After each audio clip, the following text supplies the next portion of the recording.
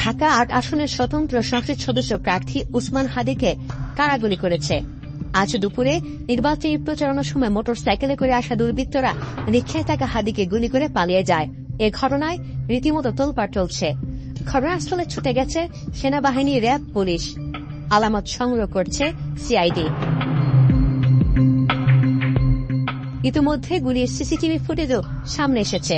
কারা গুলি করেছে সিসিটিভির ফুটেজে খুব একটা স্পষ্ট নয়। এমন বাস্তবতার মধ্যে হাদির এক সমর্থক চাঞ্চল্যকর তথ্য দিয়েছে।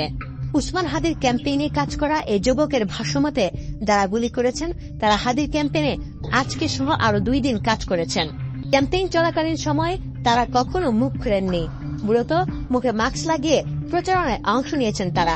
মোটরসাইকেলে মাস্কধারী 2জন ব্যক্তি এসে গুলি করে। তবে ওই 2জন ব্যক্তি গত সপ্তাহেও আমাদের সাথে এসে কাজ করেছে। গত সপ্তাহেও তারা আমাদের সাথে আমাদের মতোই ক্যাম্পেইনার হিসেবে কাজ করেছেন, লিফলেট বিতরণ করেছেন। কিন্তু পুরোটা সময় ওনারা কখনোই মাস্ক খুলেননি এবং আমাদের পিআর টিম যখন ওনাদের ছবি তুলতে চেয়েছে ওনারা বলে মাস্ক খুলেননি, বলেছে ঝামেলা আছে। এবং আজকে সকালেও তারা এসেছে আমাদের সাথে ক্যাম্পেইন করেছে এবং পরে করে ফেরার পথে এক পর্যায়ে তারা এই হাদি ভাইয়ের উপর আক্রমণ চালায়। ওনারা কখনোই মাস্ক খুলেননি। যারা প্রত্যক্ষদর্শী আমাদের টিম মেম্বাররা যা বললো আর কি, যে তারা দেখেছে যে ওই মোটরসাইকেল থেকে ওরাই গুলি করেছে। নির্বাচনী প্রচারণা চালানোর সময় আজ দুপুরে দুর্বৃত্তরা হাদিকে গুলি করে পালিয়ে যায়। এরপর আড়াইটার দিকে রক্তাক্ত অবস্থায় হাদিকে ঢাকা মেডিকেল কলেজ হাসপাতালে ভর্তি করানো হয়। দুর্বৃত্তদের ছোড়া গুলি হাদির কানের নিচে লেগেছে।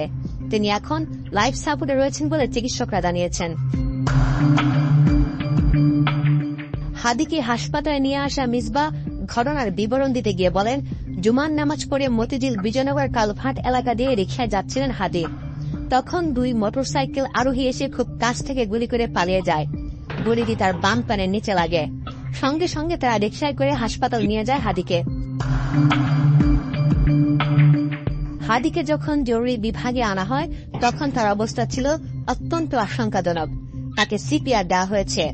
এখন কিছুটা রক্তচাপ ঠিক আছে, কিন্তু তার মাথার ভেতরে গুলি রয়েছে। কানের আশপাশে গুলি লেগেছে বলে জানিয়েছেন ঢামেক জরুরি বিভাগের আবাসিক সার্জন ডাক্তার মুস্তফা আহমেদ। হাদি ঢামেকে ভর্তির খবর শুনে হাসপাতালে ছুটে আসেন বিভিন্ন রাজনৈতিক দলের নেতারা। এছাড়াও তার উপর হামলার ঘটনায় ছাত্রদল ও অন্যান্য সংগঠনের পক্ষ থেকে বিক্ষোভ মিছিল করা হয়েছে।